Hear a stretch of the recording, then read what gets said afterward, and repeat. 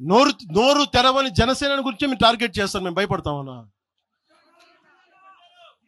నేను పార్టీ పెట్టాను అంటే చచ్చిపోవడానికి సిద్ధపడే పార్టీ పెట్టాం. ఒక కాంగ్రెస్ నాయకుడు ఐ లవ్ పాకిస్తాన్ డిబేట్ లో మాట్లాడే కాంగ్రెస్ నాయకుడు ఈరోజు మీడియా ముందుకు తీసుకొచ్చి పవన్ కళ్యాణ్ ప్రెస్ మీట్ పెడితే పీస్ అండ్ హార్మనీ దెబ్బతింటుందని కామెంట్ చేస్తా ఉన్నారు. మనల్ని ఎవరు ఆపేది? అంటే వీళ్ళందరికీ ఐ లవ్ పాకిస్తాన్ అంటే వీళ్ళకి అసలు లోపటి నుంచి మొత్తం కదులుతూ ఉంటాయి అందరికి. అంటే ప్రెస్ మీట్ పెడితే పీస్ అండ్ హార్మనీ, మీరు ఐ లవ్ పాకిస్తాన్ అంటే it's okay. when I want to do a press address saying then it is an issue for you, law and order issue. అది పెహల్గామ్లో ఇంతమంది ఉగ్రవాదులు చంపేస్తే ఈ సోకాల్ కాంగ్రెస్ నాయకుడు ఎందుకయ్యా మాట్లాడలా? ఎందుకు మీరు నోరు మెదపలా?